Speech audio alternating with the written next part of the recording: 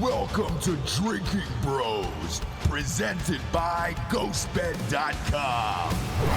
Welcome to Drinkin' Bros, kids. We got a special Sunday night edition of the show here this evening, D'Anthony. We've got former political strategist who helped Trump win in 2016, and also fresh out the pen, Paul Manafort is here today, chatting about his new book, Political Prisoner. Paul, welcome to the show. Great to be with you guys. Thanks. How are you holding up? You did 2 years. That's pretty intense. Yeah, well, of which 10 and a half months was in solitary confinement, and that was intense. But it's over now. I'm back in the mix of things. I'm feeling good, and I'm doing well. Why write this book? When I read it, it almost seemed unbelievable. Some of the things that you went through. Was this kind of a warning tale to what could happen to you in America if the wrong people don't like what you're doing or who you believe in? Yeah, well, two reasons I wrote the book. Number one, while the events were happening, I was either in solitary confinement or under a gag order and couldn't talk while the government was leaking false information about me every day anonymously. And so my story never came out. By the time I got to trial, as I say, I was already convicted in the court of public opinion by virtue of the way they handled me.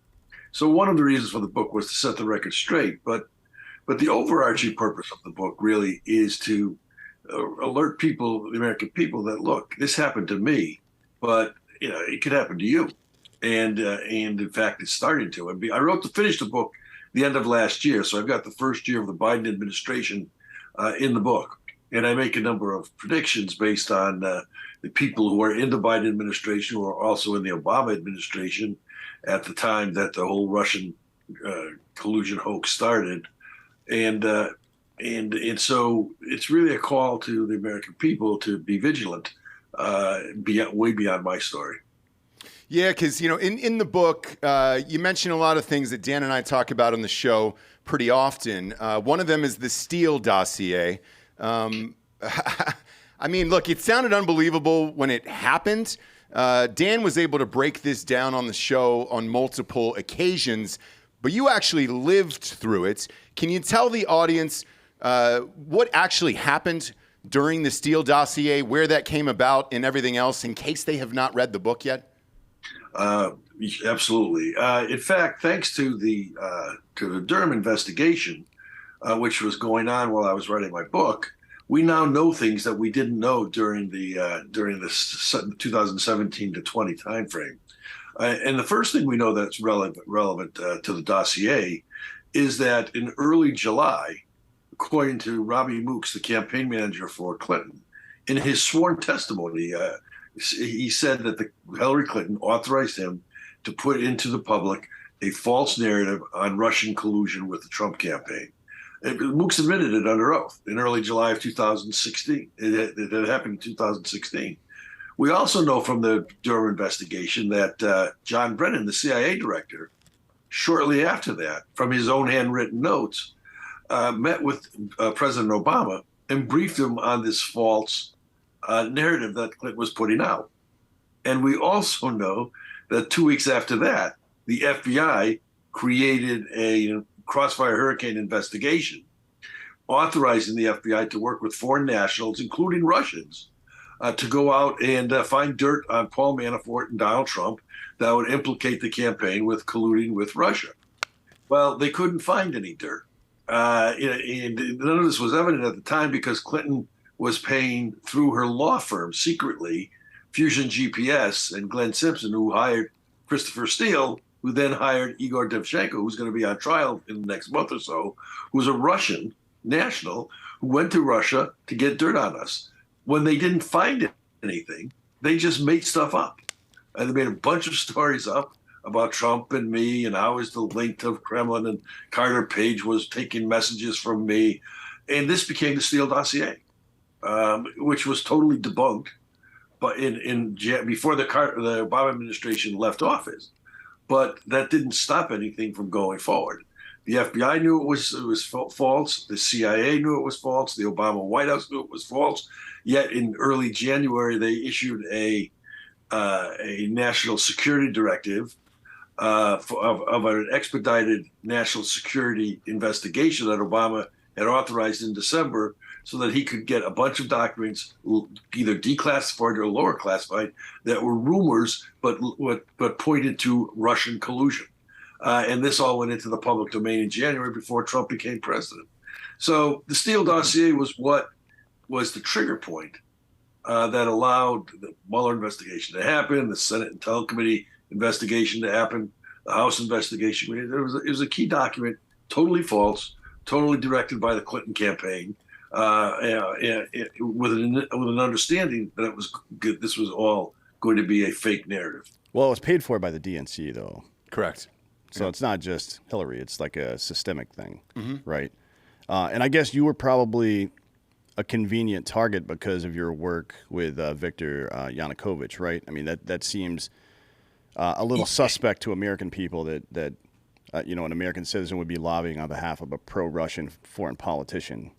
Well, he wasn't pro-Russian, and if you look at his whole term in office, what he was doing, and I helped him do it, he was working with the Europeans for the European Union to sign a trade agreement with Ukraine that was the predecessor to an EC application, and I worked. What were the trade terms? I'm sorry. What was the trade product they were discussing? Was it? I know Ukraine provides something like 12% of the world's wheat. Well, it was called an association agreement, just like you had the NAFTA agreement in the United States. The association agreement basically took down all the barriers of trade between Ukraine and Europe. So it's not specific to like natural gas or wheat. It's like more of a broad agreement like NAFTA. It's everything. Okay. It's everything, and it also required not just the changing of its economic laws, but also its legal structure, its regulatory system. So it was a wholesale processing of moving the country of Ukraine from the Cyrillic Russian framework to a Western-oriented framework. So from your perspective, you were trying to get them more closely aligned with Europe rather than Russia, so they would, I guess, modernize and break away. Not necessarily break away, but not be as susceptible to Russian influence. Well, no, then in fact, breakaway, because the next step after the association agreement was the formal application to become part of the European Union. And Putin understood this. This is all, what I'm telling you is all public information at the time. My role, what we were doing, what Yanukovych was doing. I was going back and forth between Brussels and Kiev. And Putin was 100% opposed to what Ukraine was doing. And in fact, he created what he called the customs union of Belarus and Kazakhstan and Russia, that he demanded that Ukraine join, and Yanukovych wouldn't do it, because to do it would have been to remove himself from being able to do the trade agreement with Europe. There was sort of a poison pill situation in the European application. So he didn't. And when Putin finally understood that Yanukovych was going to sign this document about a week, 10 days before the formal signing in a meeting in Vilnius, Lithuania, he announced again publicly that if Ukraine signed this trade agreement, that he would immediately shut off all trade with Ukraine, just shut the country down, which at that point was 70% of Ukraine's trade. Yanukovych couldn't absorb that, because the first couple of years of the European agreement was going to be very favorable to Europe, because all the trade barriers were coming down. The market was going to be wide open to Europeans before Ukraine was prepared to cross trade as well. So Yanukovych said, "Look, we need a subsidy from the Europeans to help us get through this transition period." And they didn't. And the Europeans, they didn't get it. Right, and that's why that from your perspective as his representative at the time, or at least lobbying on his behalf, that's the reason he rejected the European Association Agreement. Well, he didn't reject it. What he said is, I can't sign it until I get this problem worked out, because if I sign it the next day, I've got 100% of my trade with Russia shut down. So he never said no. But then the spontaneous revolution, shall we call it, happened in Ukraine. Yanukovych was, as with are all politicians in Ukraine, was certainly not on the honest side as far as his ethics were concerned. The corruption was there, and against my recommendations, he fled the country in fear, which frankly is what set up this narrative that was created that he was pro-Russian because he fled to Russia, when in fact all the things he did during his term as president were against Russia. Interesting. Yeah, it's fascinating, especially considering what's going on currently with Russia and Ukraine. Yeah, it's weird how many random overthrows happened when the United States intelligence community is involved in things. Yeah. You know what I mean? Yeah. It's just so weird. It's just amazing how there's a pattern to it, too. Yeah. Yeah, there's a long pattern to it. It seems to keep happening every single day. Trump got raided at Mar-a-Lago, obviously. You've been through one of these processes. What's it really like from the outside looking in? Is it like you see on TV? What does your house look like afterwards? I know that's a weird question, but that's kind of what goes through my mind of how do they leave the place? They didn't leave it very neat, but I wouldn't leave the apartment, so they couldn't be absolute pigs about it. So there, you probably see more exaggerated searches in the media. But I mean, the point you make is well taken. And I go through this in the book. Just like with Mar-a-Lago, I had been cooperating with all the investigations, the House Intel, the Senate Intel. In the week, in fact, that week of the raid of my house, I had just finished talking to both committees, giving them documents, and left everything being fine. They knew that anything more they needed, they only had to ask. Yet then, after all that was done, on a day that I was supposed to be out of town, at 6 a.m. in the morning, 14 or 15 FBI agents in flak jackets, guns pointed, didn't come to my door. They were in my apartment, coming to my bedroom door, 50 feet in. And at 6 o'clock in the morning, I was just getting up when I heard outside my bedroom door, FBI, we've got our guns pointed, we're coming in, hands up. Well, at that time, I was also receiving death threats from all these crazy people out there. Talking about traitor Paul Manafort, holding all these signs. So for all I knew, it was one of the crazy people out there. Just as easily as it could have been the FBI, because there was no basis for the FBI to be knocking on my bedroom door at 6 in the morning when I just fully cooperated with the FBI and the intel committees. But they were there, and they then proceeded over 12 hours or so to go through everything in my apartment, including my wife's clothes, just as they went through Melania's in Mar-a-Lago. And their search warrant was equally as broad. And now, again, this was supposed to be Russian collusion investigation. And they took things that were going back 25 years of my career, having nothing to do with Russian collusion, having nothing to do with the Trump campaign, because there was a widespread fishing expedition, which they still didn't get anything out of relevance. But it was way beyond the pale of what the jurisdiction of Mueller and his committee was, just as it seems to be in Mar-a-Lago. So do you sit there in the apartment for 12 hours while this is going on? And what do you do? I always wonder, do you make lunch? Do you offer them a drink? What happens when the FBI is inside your place going through all your stuff for 12 hours? Well, they offered to let me leave, which I wasn't going to do. And I had lunch, but I didn't offer them lunch. And I watched, they had so many FBI agents there. There was a 5-room apartment. They had people in every room at the same time. And so I was having to go through room to room, just watching them to make sure I knew what they were doing. I called my lawyers. They didn't want my lawyers to come. Eventually, I was able to get one of them to show up. But it wasn't a very exciting afternoon, no. I mean, it was exciting, but not for me. And as I was sitting there watching them, just abuse me.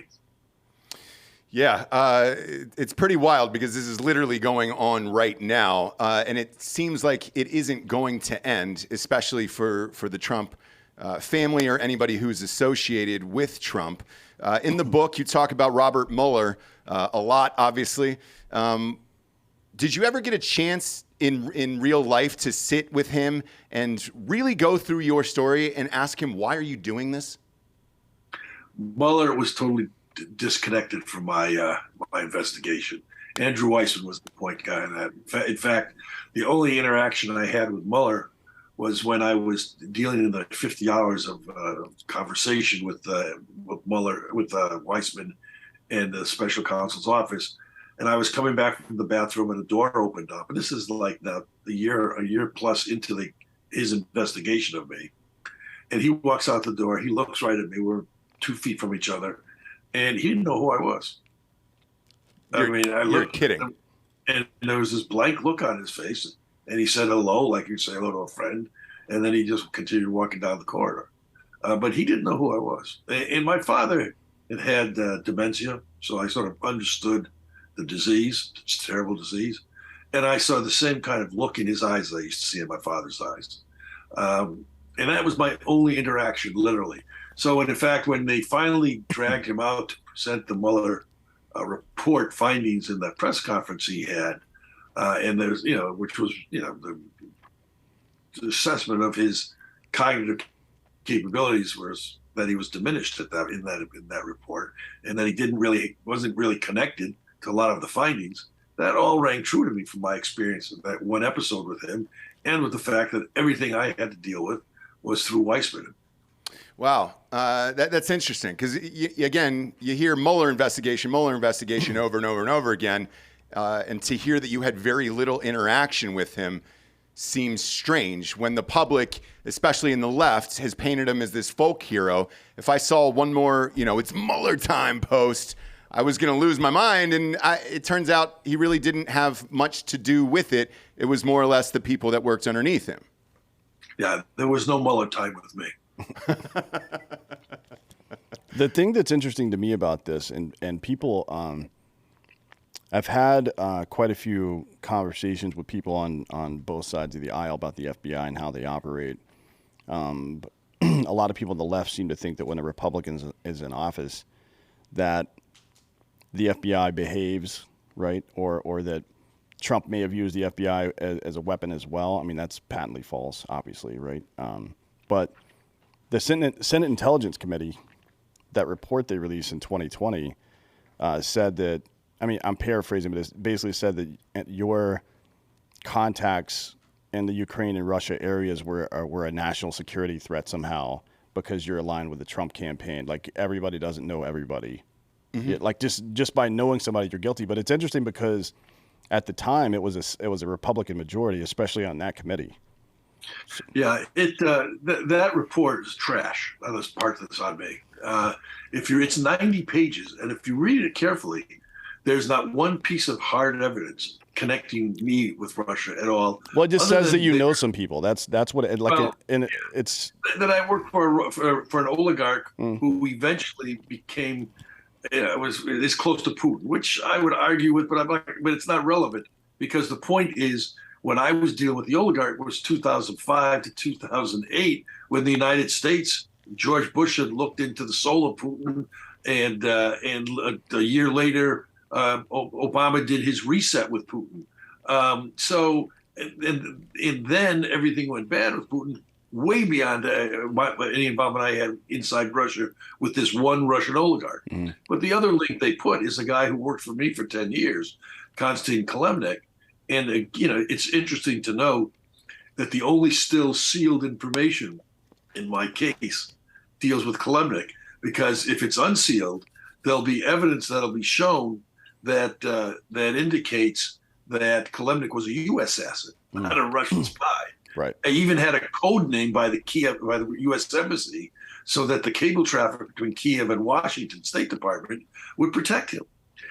And again, Weissman knew all of this. There were no secrets on that, but they needed a link. And because Konstantin had served 2 years in the Russian military as part of his mandatory responsibility, and it was a language. He had a language degree, from a school at the GRU. Sometimes sent some of its people to.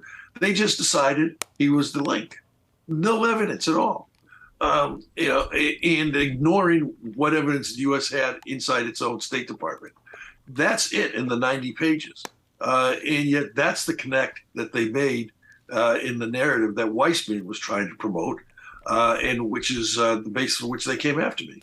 I guess the interesting part to me isn't necessarily the facts of the case, but more that there's this belief that, and it's one that I share, that the FBI is politicized and being weaponized against conservatives, regardless of who's in office, right? And it seems like that's the case here, because even with a Senate Intelligence Committee led by Republicans, they're still coming after anybody that kind of steps outside of the narrative here. You know what I mean? Yeah, you're right, Dan. But also something else to put in context of that Senate Intel report. Richard Burr was the chairman as the Republican. Richard Burr was one of the rhinos. Richard Burr voted to impeach Donald Trump. He was not a Trump fan or supporter, and therefore, somebody who was protecting Trump's interests / my interest in the investigation. He let Mark Warner walk all over that investigation, who was the ranking Democrat.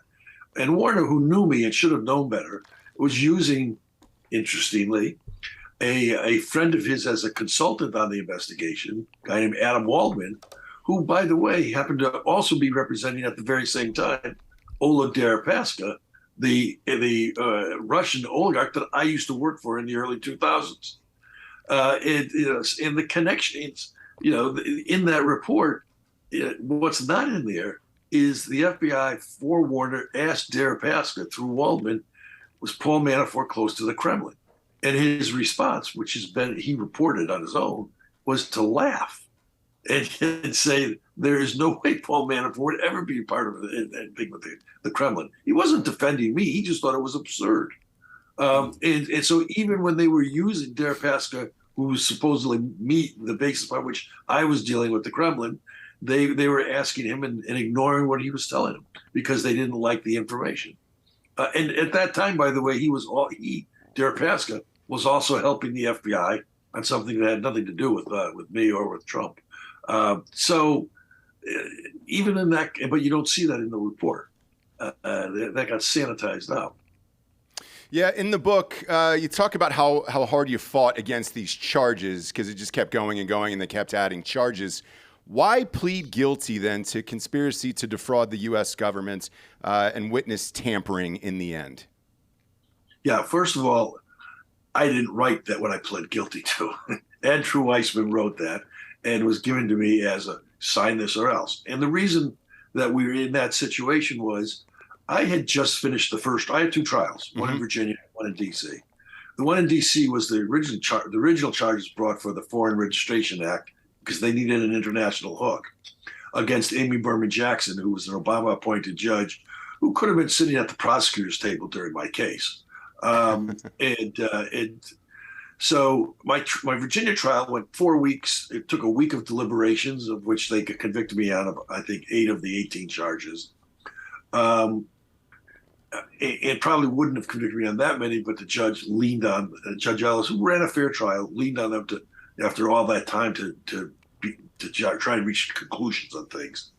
So I had just finished that in the Washington, and that was in Alexandria, Virginia, across the river from Washington. So the Washington metropolitan area. And I go through this in the book. So I had just spent 4 weeks being in this intense trial where my name was all over the newspapers. And we had to go into the second trial 3 weeks later. I moved to change venue for the second trial because there was no way I was going to get a fair jury in Washington, which already was the capital that hate Trump, and had just been through this intense Manafort trial over the last month. The judge said no. Judge Berman said no. You can get a fair trial here, but to prove how generous she is in protecting my interest, she let me have a voir dire, a pool of jurors way beyond the normal pool. Normally, it's about 30, 40 jurors that are voir dire to pick a jury of 12 and three alternates. She let me voir dire 120. And we had an expansive questionnaire to where they got their news, what kind of history they had with law enforcement, and it was a good questionnaire. And of the 120, after we analyzed all of the results, and I talk about this in the book, we found one juror who could have been objective, could have been. We found 92 who in their questionnaire said, we hate Trump and we can't be fair against Paul Manafort. The other 20 said they didn't know who I was, but they got all the news from MSNBC, CNN, and the Washington Post. And so there's no way. They were just lying. You couldn't have been getting news from any of those sources over the last month and not known who Paul Manafort was. So there was no way I was going to get a fair trial. I knew that in D.C. I had a bad judge. I was going to have a bad jury. I was going to have to spend another $1 million. And this is the most important thing in my deliberations. This was going to be the case where all my assets were taken away from me.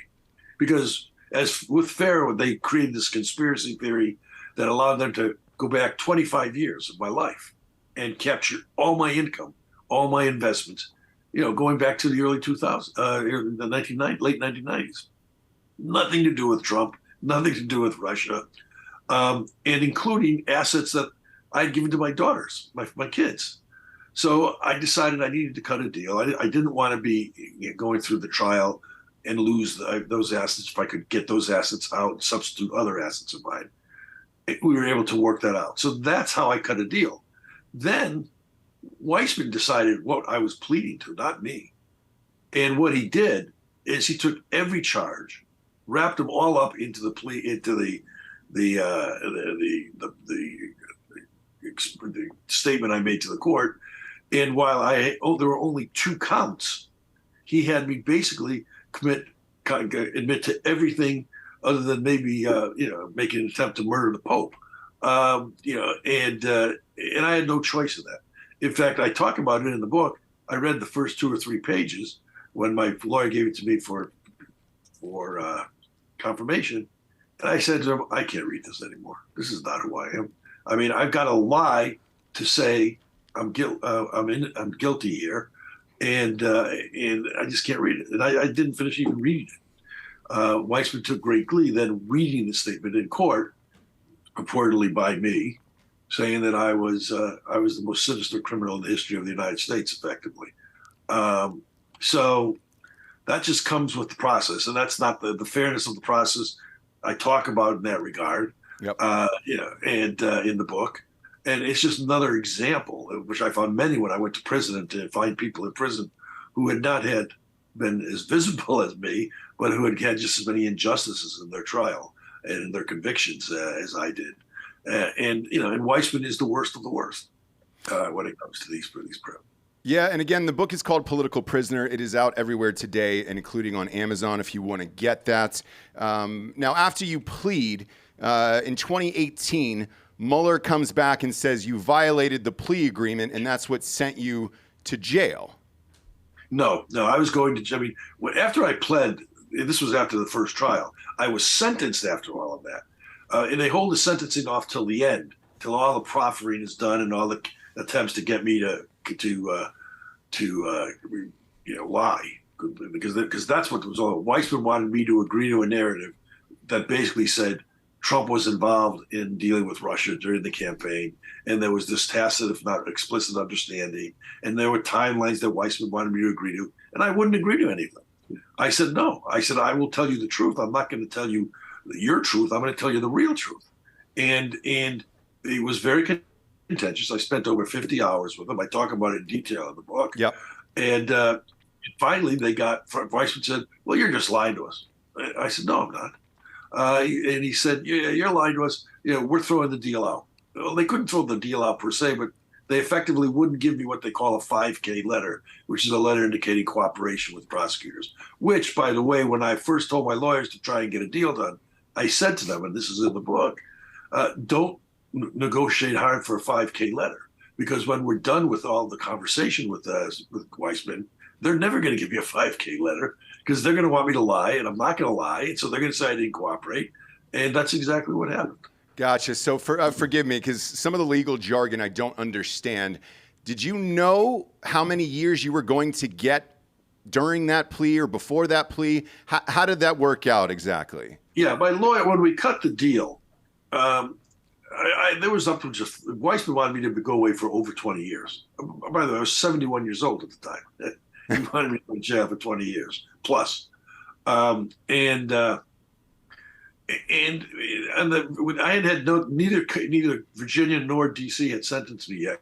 We're going through all of this, and frankly, Judge Ellis in the Virginia trial, I thought, conducted a fair trial. He called out the prosecutors for all their overreach, their abuse, things that he found not acceptable.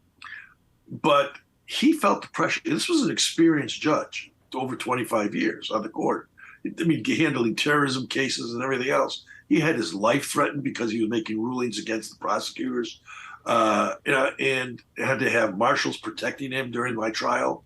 And if you looked at in his sentencing, how he had sentenced people who had been convicted of the same crimes that I had been convicted in his court, how he treated those defendants, they got anywhere from 0 to a year in jail. But he felt the pressure that was going on, and effectively, sentenced me to, I think it was about 4.5 years in jail, which the left went crazy on because they wanted him to sentence me to 20 years. Yeah. But I went crazy on it because if you looked at his sentencing of people in my same situation, I should have been let out right then for time served, because at that point in time I'd been in solitary confinement for like 10 months. And so that happened. Then we went to the district court, the DC court with Berman Jackson, and we knew that if she could give me 100 years, she would give me 100 years. So the plea agreement that my lawyers negotiated was for 2 charges that capped what she could sentence me to 10 years, based on the charges. So there was that structure that was imposed that she was constrained by. In the end, with what she did, a lot of judges would have sentenced me concurrently with what the Virginia case had done, which she tacked on. She didn't put it, and so I had effectively 7.5, 8 years of jail time based on those 2 cases.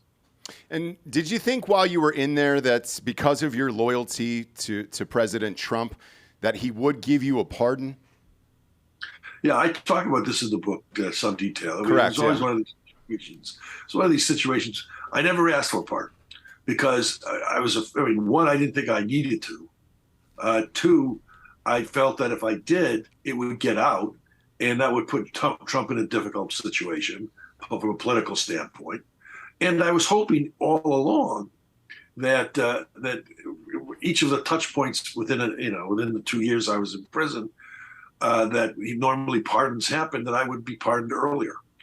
I always felt, without any basis for it, that win or lose, after the election, he would pardon me. But I didn't know that. And so that was the one caveat, and I talk about this in the book, that I wanted to make sure my lawyers conveyed to the White House. Because, I've been in situations like this. The worst thing about trying to know what somebody else is doing is the unknown. Mm-hmm. And so I told my lawyers to tell Trump's lawyers, where we had a public defense sharing agreement with, to tell his lawyers one thing, that I was not going to lie to the special counsel, because I knew that that's all Trump would need to know, because Trump knew and I knew there was no collusion. And so if Trump knew I wasn't going to lie, then he'd be comfortable that he didn't have to worry that I was going to put him in legal jeopardy for my own skin. Yeah, and for us, during this period, we all thought Trump was going to get reelected again. Me personally, I got it all wrong in that last election. I didn't think Biden was going to even be close in that election. Did that worry you? Because Biden had got elected at that point, and then you're still kind of waiting for a pardon. What was that like mentally going through that process? Well, it sort of constricted the time in which I had to get a pardon. Yeah. I had 2.5 months. I never felt that he had to win for me to get the pardon. In fact, it was easier for him to give me a pardon if he lost, because he was leaving office. Whereas if he had won, they would hammer him for doing it, and he still have 4 years of having to deal with it. But I didn't have a commitment, and so I was nervous. Yes, and when the first wave of pardons came out around Thanksgiving, and I wasn't on it, I got very nervous. But in the end, what he obviously was doing, because he pardoned me and Stone and Jared Kushner's father all at the same time. And so what he was doing, and I think was he wanted to do it all at once. Now, I've never had a conversation with anybody at the White House, including him, as to why it was done that way. Because frankly, once it happened, it didn't matter to me. Yeah, and when it did happen, it was December 23rd. Do you actually get out on that day, or how does that work? Now, I talk about this in the book, because I had a handler. I mean, I was on home confinement in jail still. I'd gotten out on the COVID exception, the CARES Act. But I was on home confinement. I couldn't leave my house. I had an ankle bracelet on. The only place I could go, I had to get permission from my handler. He was a DC, bureaucrat. Was not a fan of mine or of Trump's. Didn't treat me very well, but I dealt with it. And the way the law reads, when the president publishes the pardon, I am free at that moment, at that very moment. Not a minute, I don't have to do anything. No paperwork has to happen once he issues the pardon. So at 5 o'clock on the 23rd, when they posted the pardon on the White House board, I was a free man. And I talk about how it still took me 5 days to get the ankle bracelet off, because the system was trying to fight giving me my freedom even after I was a free man. Yeah, it's so odd, because we had another friend of ours that was on the show who was also pardoned by Trump. And I just wondered how that process worked. For him, it was a separate story, because he had served jail time years ago and was out, but was just looking for a pardon to kind of clear his record. Whereas you're in prison, and obviously you go into great detail about this in the book. But for our audience, you wonder if it is like the movies, where it's like, well, we just got the call from the warden, and you're free to go, sir. And then they walk you out, and that kind of is what happens. Yeah, that is. If I had been in jail as opposed to in my home on confinement, that's what would have happened. They would have come to me and said, "You've been free," and I would have literally walked out the door of the Loretto prison within 30 minutes. I collected my stuff, signed whatever paperwork, and I'd have gone. That is how it works. It's that instantaneous. The most interesting thing that I noticed in this book is about Michael Cohen, and he said repeatedly that I'll read it in a little bit, and you can take over. He requested control of the email servers, right, that the Trump campaign was using at some point. He says it was because he thought Corey Lewandowski, after he got fired, was leaking information about Jared. And your position is that Cohen was leaking information to the press and to the FBI, maybe, from the Trump campaign. Can you tell me more about that? No, that's not what I said. Okay. Actually, it was a snippet story, and it was more focused on Lewandowski than it was on Cohen. Lewandowski and I were not friends, shall we say. And he was constantly leaking stuff on me that was not true. Leaking stuff to like the press, or who? Leaking stuff to the press of meetings I was in, and telling Trump it was me. And I didn't know it at the time. And Lewandowski had the code, I guess, passcode to get into the server, the Trump server, so he could read everybody's emails. Didn't affect me that much, because frankly, I wasn't working with the Trump server. I was working with my own server for security reasons. But when Lewandowski was fired, Cohen, who did know about the passcode thing, got the code and was able to access everybody's emails. And he called me up as sort of the new head of the campaign and said, "Look, all the stuff that Corey's been telling Trump about that you were doing with the media, I've just read Corey's emails, and I've got the emails. He was the one leaking the stuff, and then telling Trump that you were the one leaking it. You want these emails?" And my point was, no, I didn't. I wasn't going to get into that. Corey was gone. He wasn't going to be a problem anymore. And I wasn't going to be big brother on the campaign. I wasn't going to do that. So I told Cohen, no, I didn't want it.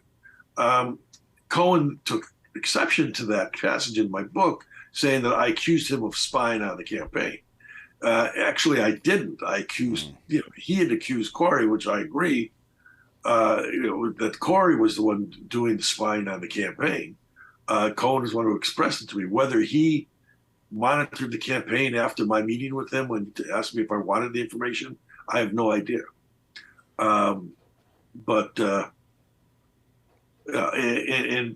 Cohen was always looking for justification of some kind of role in the campaign. Trump really didn't want him to have a role in the campaign, and so I think this was just his way of trying to again feel important. Sure. I mean, he had been Trump's personal attorney for a while. Why would he be involved in a political campaign? That doesn't make a lot of sense to me. Yeah, and he was also sentenced to 3 years in prison. Right. Yeah, Cohen was one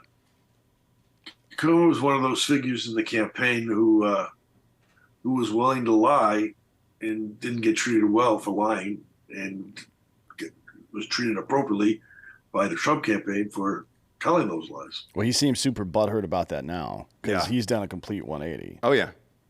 Oh, right. yeah. Yes. That's pretty funny. Yeah, and for you in particular, you remain loyal to Trump to this day, and I'm assuming it's because you're obviously maintaining innocence and Trump's innocence throughout all of this. Well, we were both innocent. I mean, yes, they came after me because of him, but I'm a big boy. I got involved in the campaign, and politics ain't beanbag, as they say. And so, was this way beyond whatever I experienced? Absolutely, or expected? Absolutely. It was an absolute. I mean, the weaponizing of our justice system and our law enforcement system is a very dangerous thing, and it exists today even more so. I mean, in my book, as I said a little while ago, it covers the first year of the Biden administration. And if you look at it, what I talk about in the book is the people from the Obama administration, who are the ones at the center of most of the corruption, are in the Biden administration now. And certainly in foreign policy and the failures of Obama and corruption. I mean, the Susan Rices of this world, the Victoria Nulands, who's the Deputy Secretary of State, these were people who were involved in the Russian collusion narrative and the unmasking, I can go on and on as I do in the book.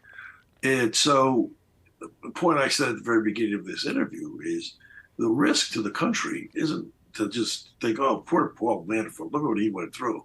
No, what Paul Manafort went through is meant to be instructive because you could go through it. Sure.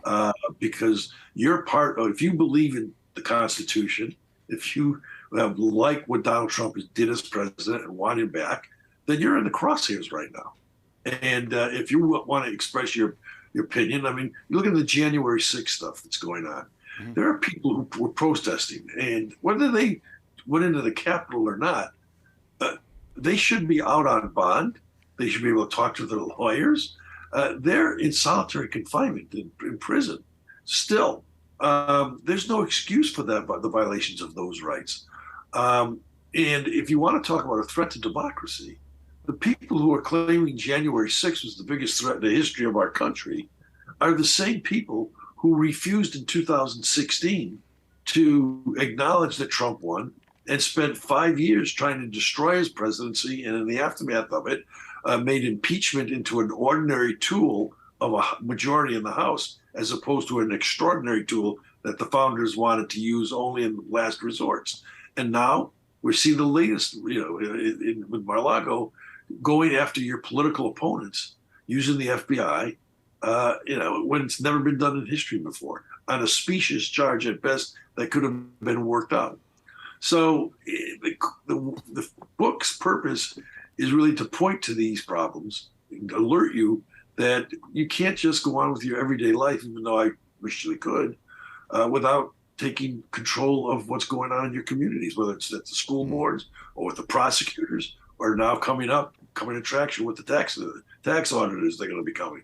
They're coming after you to compel you to fall in line or let them just, have the power and get by the sidelines.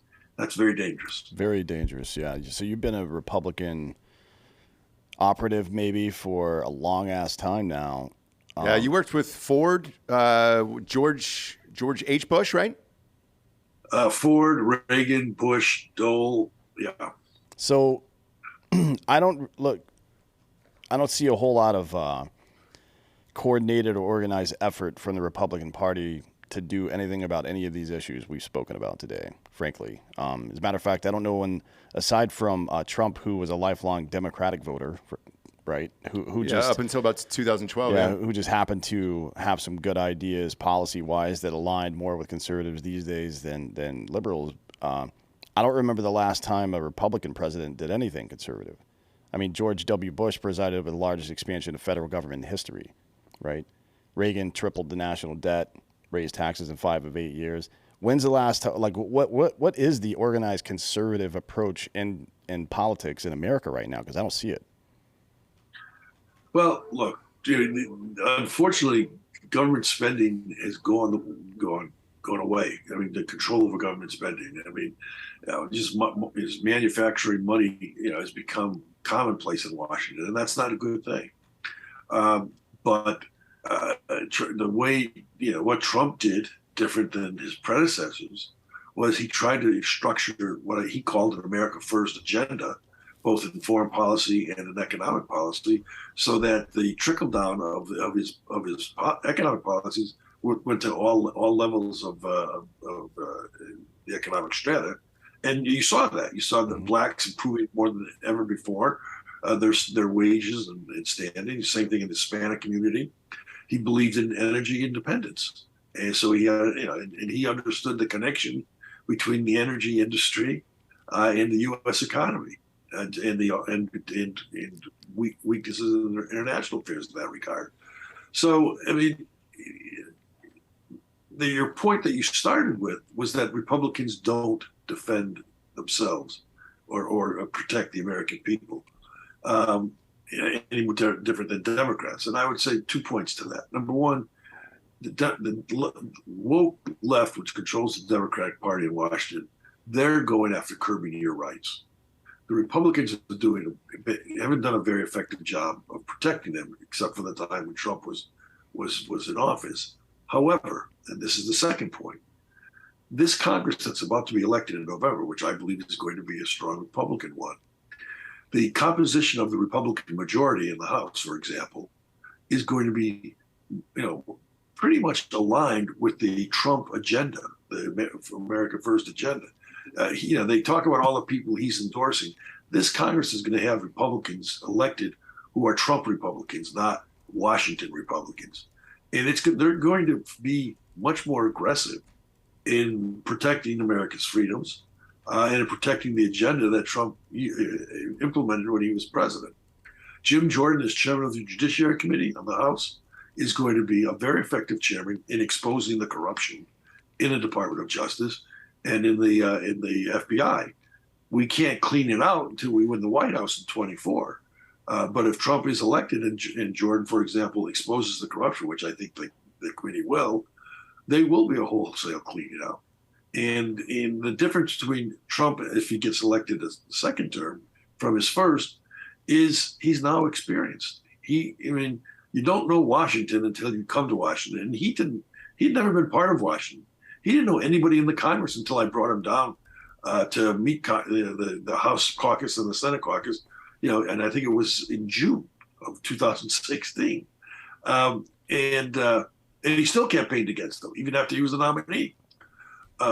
He's learned a lot. He's learned the kind of people he can't trust anymore. He had a reverence for the military where he looked at generals as elevated people because of the service to the country. What he didn't understand is they're the successful people who did the political mind trap, survived the political mind traps in the military.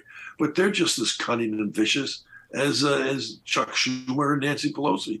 And they've got their own agenda that they follow. He now knows better. So it will be, if Trump is the next president and if the Republicans keep the Congress, it'll be a very different Washington than the 2017 to 20 timeframe. Well, what aside from what you've already mentioned, so judiciary review and things like that, what specifically should we see from the new Congress if you're correct? Like, I think. No, go ahead. I'm sorry. Go ahead. No, you go ahead. There are two things. There are two things I talk about, and I mentioned this a little bit in the book. We do need to do the investigations, and I think that will happen. And the reason we have to do the investigations is not to be retaliatory, but we have to deal with the corruption. And if we hide behind not wanting to look like we're being vengeful, we got to show why we're doing it, and then we have to do it. The second thing I think that's going to happen is there's going to be a lot more challenges to the executive authority that Biden is governing. Biden is violating the Constitution daily with these executive orders that are usurping the powers of the Congress without any authority and basis for it. This debt forgiveness, he doesn't have the authority to do that. He's created a COVID national emergency to justify it. That's absurd. And so you'll see some of these challenges be much more aggressively pursued in a Republican majority on some of these usurpation of power by the president.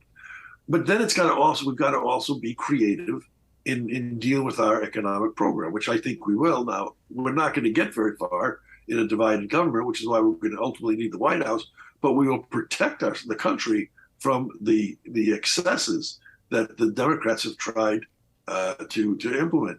The Inflation Reduction Act being the latest example of that. You mean the Green New Deal? Let's call it what it is. It's actually the Green New Deal.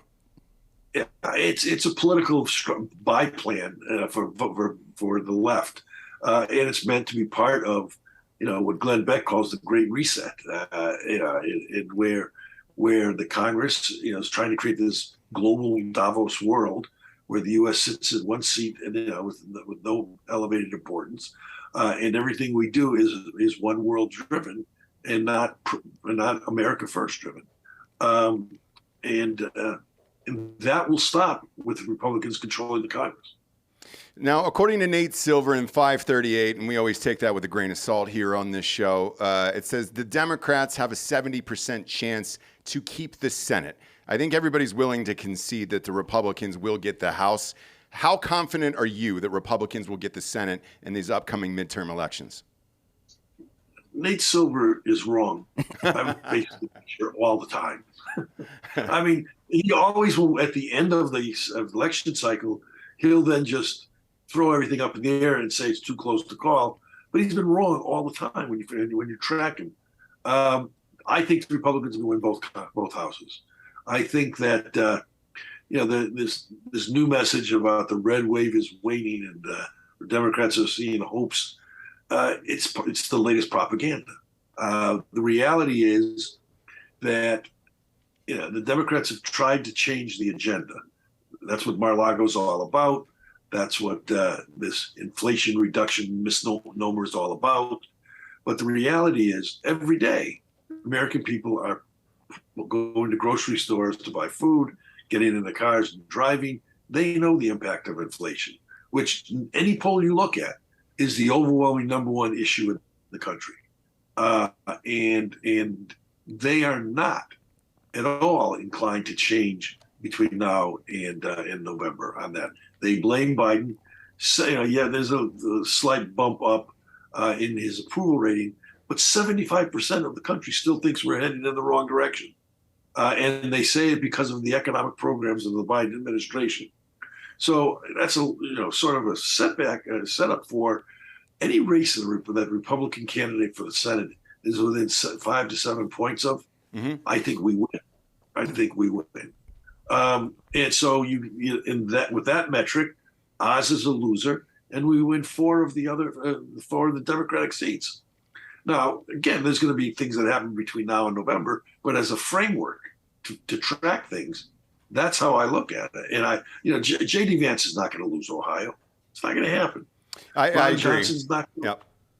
Ron Johnson's not going to lose Wisconsin. It's not going to happen. We're going to win the North Carolina seat. Those are the seats that they're saying the Republicans are vulnerable on.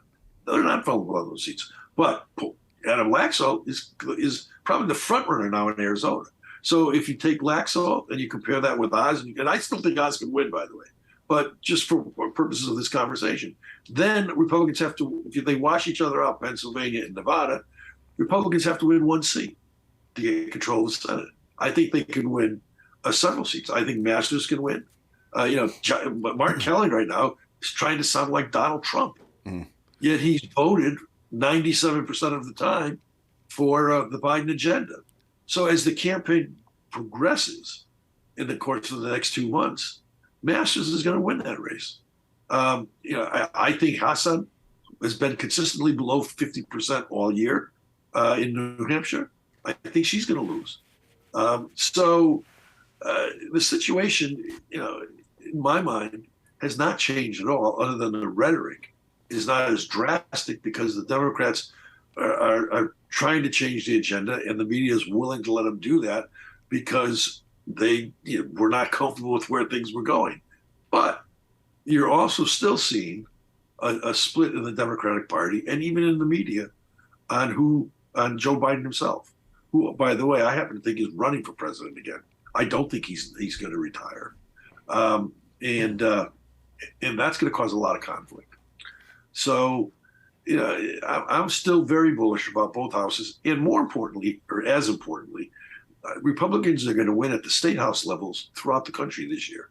I mean, we're going to take over more state houses than we already own a lot of the state legislatures. We're going to win school board seats that we're prioritizing now. We're going to win a bunch of DA races that we're prioritizing now. So it's going to be a very good year, in my judgment. So let's say, for the sake of argument, that Republicans do take the Congress, the House, and the Senate.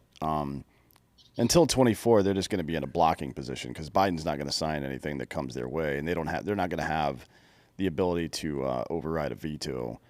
And then even in, like, my expectation is if let's say Trump wins in 24 and the Senate is 52-48 or something to that effect, they're going to certainly use the 60 cloture vote rule to block anything they try to do. You think the Republicans are going to be forced?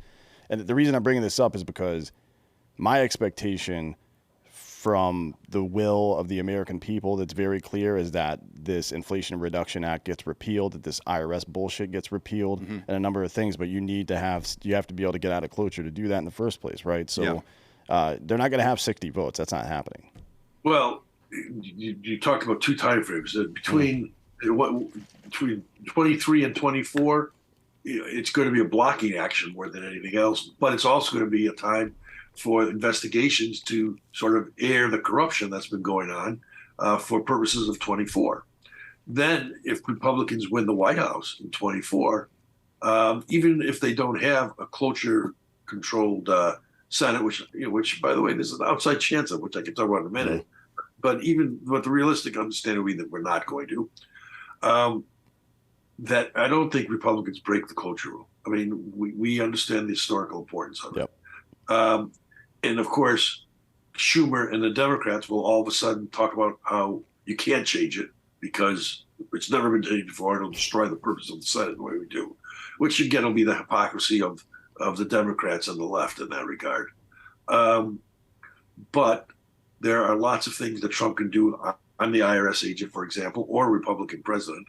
They don't have to implement 87,000 IRS agents. They don't. I mean, there are lots of ways to manage things that are in the law as far as how you prioritize them and how you fund them. Yeah, I don't think people realize how much authority the executive has over the executive branch as far as so you can assign a certain number of people or a certain number of dollars to an agency, but the president is able to dictate how that money and personnel are used, right? Like down to a very specific level, actually.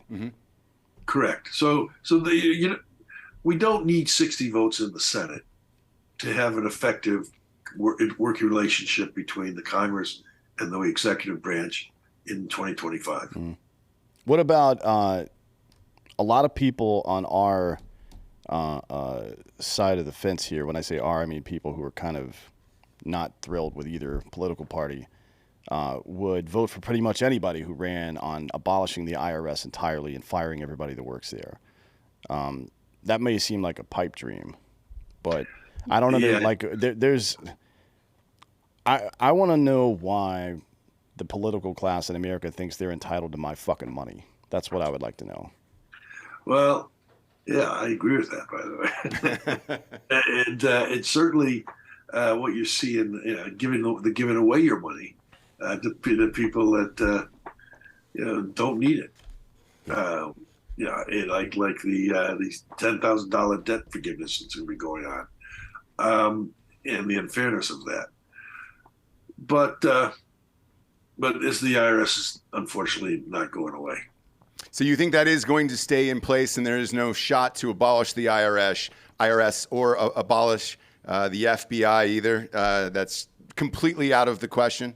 I think reform is the better thing to be focusing on, and I do think reforms are definitely in the horizon. What reforms? Well, I think first of all with the FBI cleaning the house and getting back to a law enforcement system, not a political enforcement system. And as far as the IRS is concerned, there are a lot of excesses that need to be dealt with. Obama used it as a tool against conservative foundations. And I suspect Biden is going to do something similar, going after, taxpayers in the red states with these new 87,000 armed agents, which I find interesting that he doesn't want law-abiding people to have guns, but he wants the IRS to have guns coming after the law-abiding citizens. It's just, again, another hypocrisy of the system, of the left. But I do think there'll be reforms. Okay. And I want to go back to something you said earlier about Dr. Oz being a loser. Now, I've said on this show that I thought he was going to lose. I'm curious as to why Trump, kind of gave him his blessing. And then also, if the one you left out was Herschel Walker down in Georgia, how do you think he's going to do? Yeah, I did say Oz was a loser. I said if he just, for the sake of this conversation, said he's going to lose because he's down by 10 points. I think he can still win that race. Pennsylvania is going to be a much closer election than people are looking at right now. Because when you look at the Oz race, for example, they're talking about registered voters. I'm talking about likely voters, and there's a big difference between the two. I think Herschel Walker wins. He fits the metric that I was saying about within 5 to 7 points. Yeah, he's 2.5 or 3 down. Yeah, he's not. Trafalgar has him up, and so. And he's the original Gator hater, which helps. Yeah, right. That's right. Yeah. So he's anywhere from 3 down to, I think I've seen 2 up. But that's now. I think he's going to win that race. Yeah, he seems to be Teflon. He says and does a lot of dumb shit, and no one seems to give a shit about it. So he's got more kids than Nick Cannon, and it just doesn't matter. And those are the ones he forgot about. Yeah. Let alone the ones that he's actually admitted to. Look, it's hilarious to watch. But is this? And we talked about this the other day on the show. Is this kind of where we're headed? Where we're this celebrity version of politics with Herschel Walker and perhaps Dr. Oz, and then obviously we had Trump in 2016. Do you see more of that in the future? Well, we've always had some element of that. No, I don't see much. It's always a unique circumstance. Herschel Walker is a unique circumstance. Oz, frankly, he got that nomination because of Trump. That wouldn't have happened, I don't think, without Trump's endorsement. And Trump knew him well from New York. So I don't view that as a trend starting at all. I think there'll always be celebrities. You had Matthew McConaughey talking about running for governor in Texas. He backed off because when he scratched the surface, he realized it's not as romantic of a lifestyle as he thought it might be. It's not the movies in the real world. So, no, I don't see there being anything out of the ordinary. There's always going to be a blip where somebody, from The Apprentice or whatever is going to pop up and for circumstances unique to that moment might find themselves elected. And you discussed the romanticized version of it, and I completely agree with you. Once you get into it, it's awful. It's a time suck, and you can't win. I mean, the second you go in, 50% of either your state or your city hates you in local politics. Obviously, nationally, it's the same thing. With all that being said, why would Trump want to go back in 24 after all that he's been through at this point? Why not just stay retired and play golf every single day? Well, that was the question asked in 2015 as well. And the answer is because he felt he could do something to make the country better. I mean, he got into it for the right reason. He didn't have to get into it. His ego was getting more the satisfaction than anything to do with The Apprentice is the #1 show, his trophy properties, his celebrity lifestyle. He didn't need to be president, but he saw the problem. He identified the problem. He felt he could make a difference. And he did make a difference. His term was a successful term. And so why would he get involved again? Because he didn't finish the job. And in Trump's mind, you always finish the job. Do you think he does run in 2024? Because you seem pretty sure of it. I mean, has he told me he's running? No. Do I believe he's going to run? Yes. I believed he was going to run before Mar-a-Lago. Now I don't think there's any doubt if there was even 2% doubt. After what they did. Yeah, I'm looking at that Mar-a-Lago affidavit, by the way, that just got released about an hour and a half ago here. Heavily redacted, still nothing of any substance that really anybody can sink their teeth into. The media even seems frustrated with it at this point. You think this is the tipping point for him where he's like, fuck all these people, I'm going to run again and I'm going to win again in 2024? I don't think it was a tipping point because I think he was going to run before. I mean, Biden had made it almost impossible for Trump not to run again because the very policies that Trump succeeded in, Biden, by changing the policies, was failing in. And the American people were worse off as a result. So I think in the dynamic of comparing the records of the two, Trump felt he needed to finish the job. And he didn't envision his legacy being written with what he, in his mind, was a cheated election in 2020. So I think he was running. Mar-a-Lago is not the tipping point. I think it's the exclamation point. You've kind of rebuffed the idea that he and DeSantis would run together instead, suggesting he should probably pick someone like Tim Scott or someone like that. What do you think about, like, if Biden does run it? It seems, honestly, it kind of seems like he is. I can't imagine that he's going to roll Kamala Harris out there again. She's universally disliked by pretty much everybody, right? Except James Clyburn and the Black Caucus. Sure, but I mean, like that's not.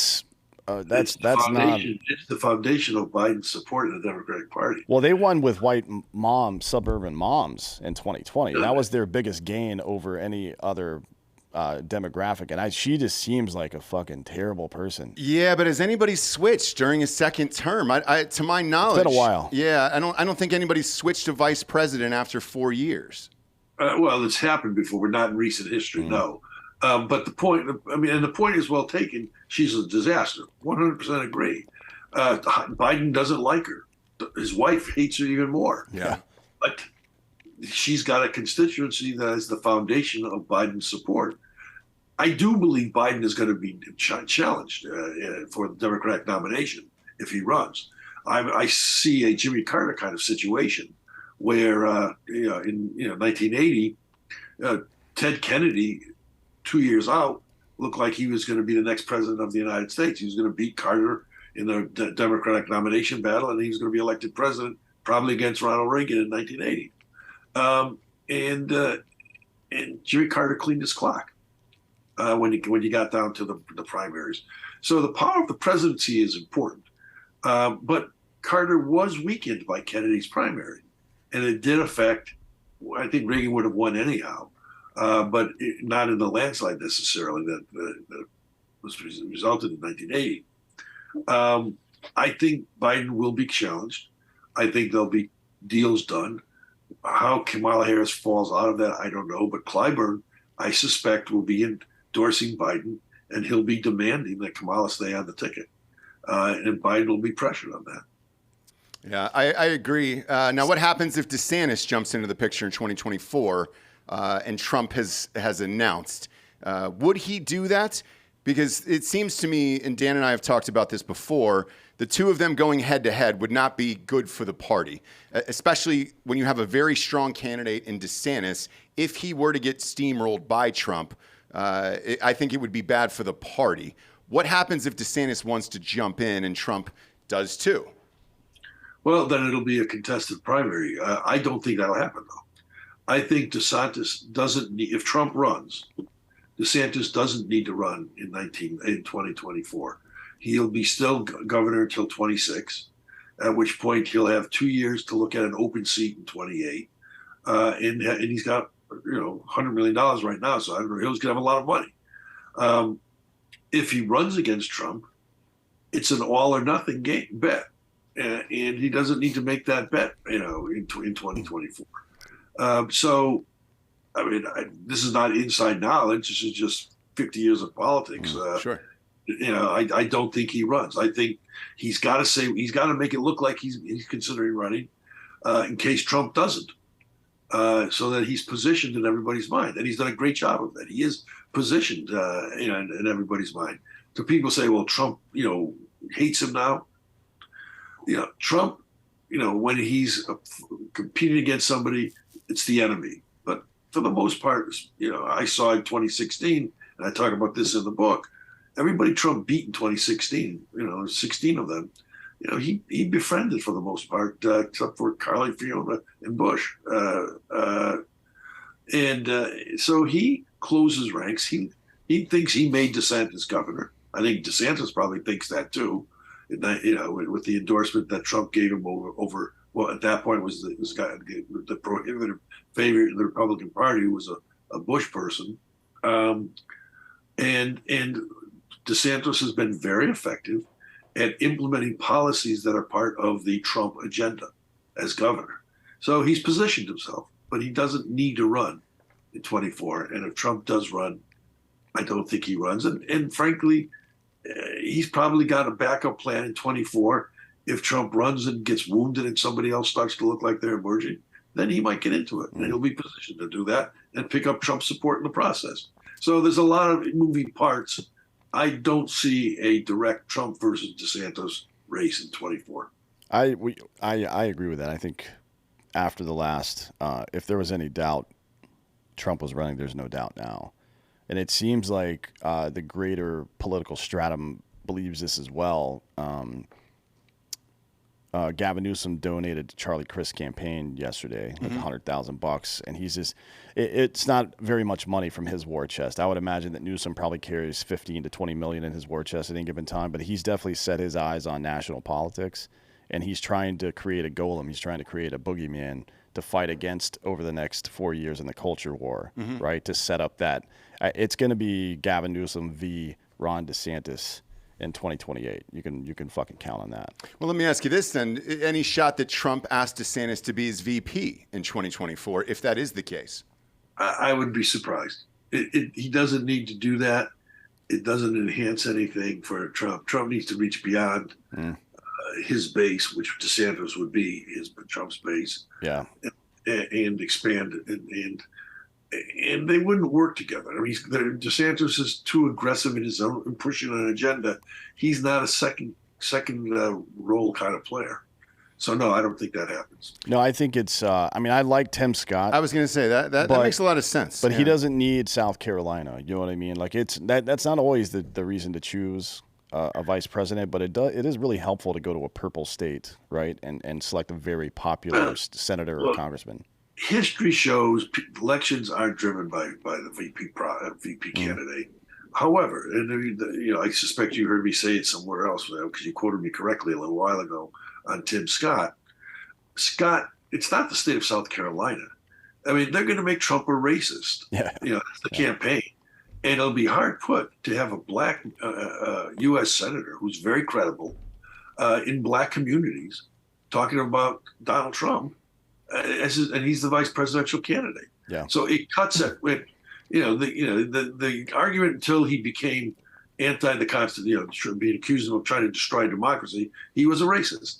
Now he's a racist, anti-democratic person. Well, Tim Scott takes that argument away, in my judgment. So you see, what you see is Tim Scott on the campaign trail pointing out the black unemployment rate during Trump's tenure, basically. I mean, if you read Tim neighborhoods. read Tim Scott's book, which is an excellent book. You read his bio and look at what he's done. This is a man who's lifted himself up and who believes that the black Americans need, the way they lift themselves up is not through dependency programs, but through hard work and initiative. And he's an example of it. And so he helps communicate a role model image that's very important in the black community. Yeah. And it's a platform that, as Trump's VP candidate, if that would have him be heard. So I mean, that's Paul Manafort's preference. It's not Donald Trump's. I've never talked to Trump about that. But to me, that's a very logical, very smart political move if Trump decides to run. Yeah, it makes a lot of sense. I mean, and it is also quite entertaining to me anytime there's a black conservative because you get to see just how racist leftists are. Right. You know what I mean? Like they do a pretty good job of hiding it and accusing everybody else of racism, but anytime there's like any person of any color, including Maya, whatever the fuck here in Texas. Sure. Like Jill Biden's talking about tacos and how Mexicans are like tacos and shit. Yeah, breakfast like, tacos. All you have to do is this. It's Sun Tzu, right? If your enemy is destroying themselves, don't get involved. Let them, just sit back and watch. And that's for me. It's mostly about the entertainment.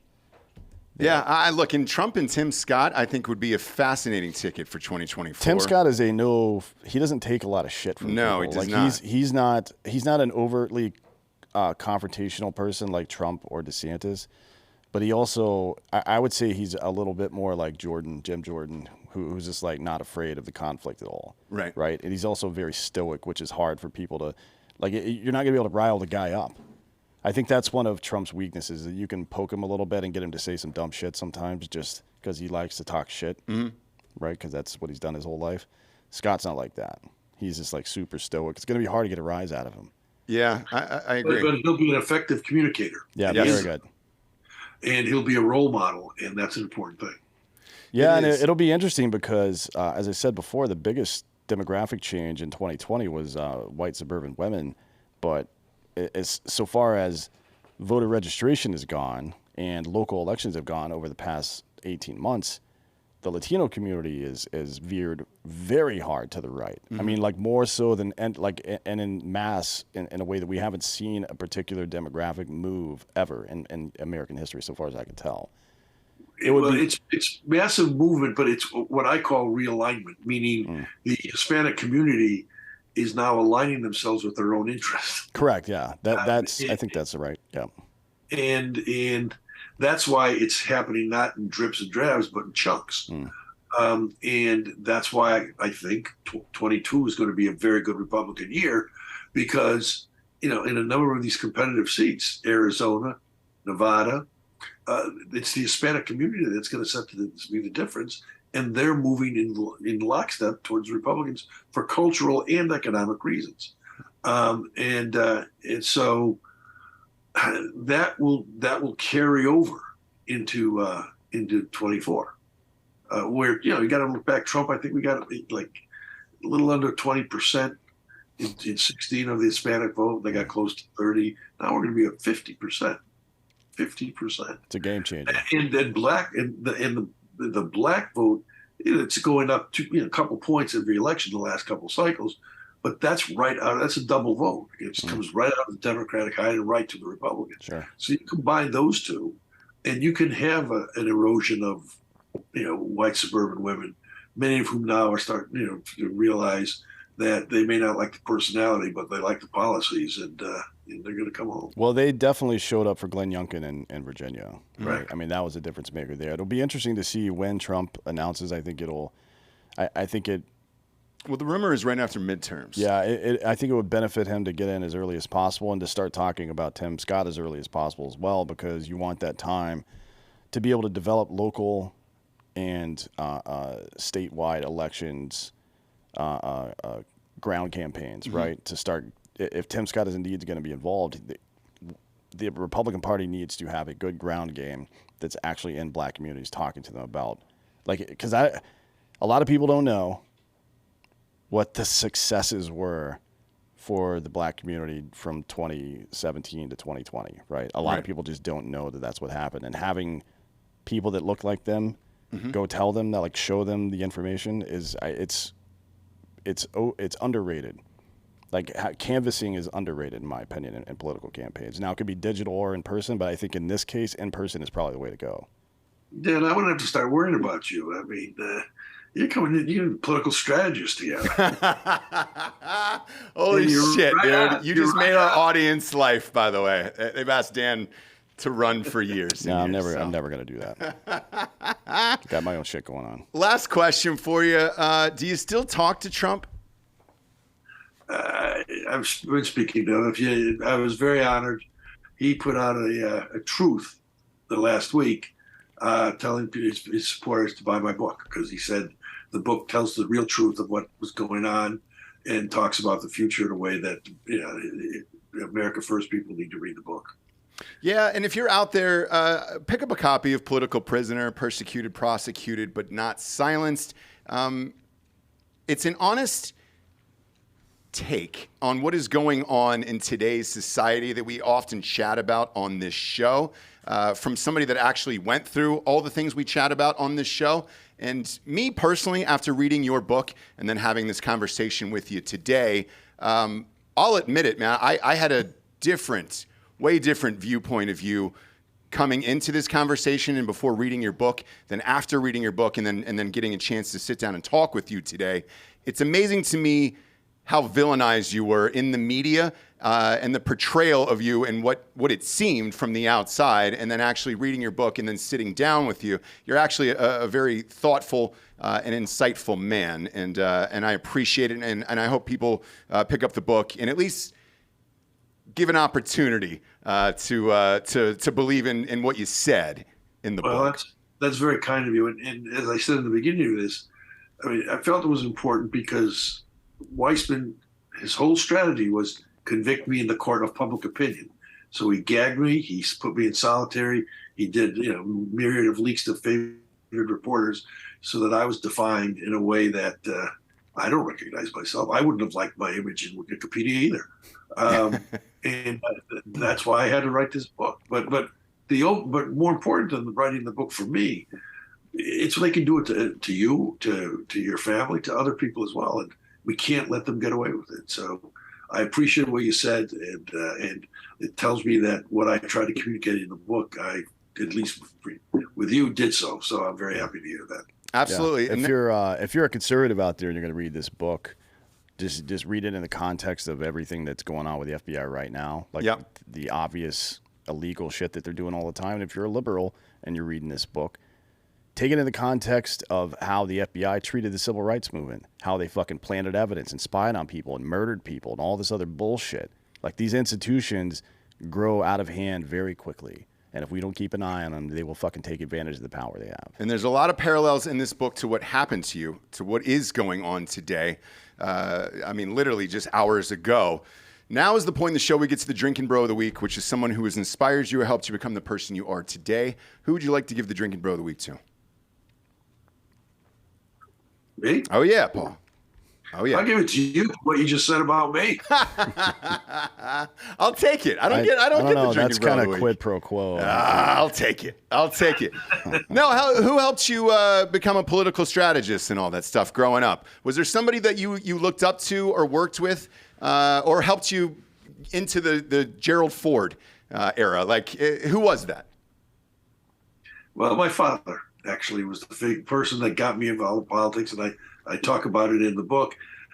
He was the first Republican in my family. He came back from World War II, and he registered Republican. And he did that because he said he had just gone over there to watch his friends die and bleed for the freedom of the people we were fighting for. And with a stroke of a pen, FDR gave half of Europe away to the Russians at Yalta. And he said he could never be a Democrat in continents, that kind of. So it was a principled reason he became a Republican. He was three-time Republican mayor of a Democratic city, 3.5 to 1, because he cared about people, and he instilled in me the values that made me want to get involved in public service. And even though I went into the strategy and consulting side of it, I did that because I felt I could still have a major effect on policy, which I've spent my whole life doing, especially overseas, where I've elected governments in over 40 countries. So my father is that person who inspired me to get involved in the way that I have. And it's still, he's been dead a long time, but he still is in my heart. Awesome. Well, thank you for being here today. Once again, the book is Political Prisoner, Persecuted, Prosecuted, but Not Silenced. It is available in bookstores everywhere and on Amazon. Paul Manafort, thank you for being here today. Thanks a lot, guys. I really appreciate the chance to talk to you today. Awesome. Go to iTunes, rate the show a 5-star, and leave a quick review. That is all the advertisers care about in this world. Go to Spotify, rate the show a 5-star. We appreciate you joining us, kids. For D'Anthony Holloway, I'm Ross Patterson. This is the Drinkin' Bros podcast. Good night, everyone.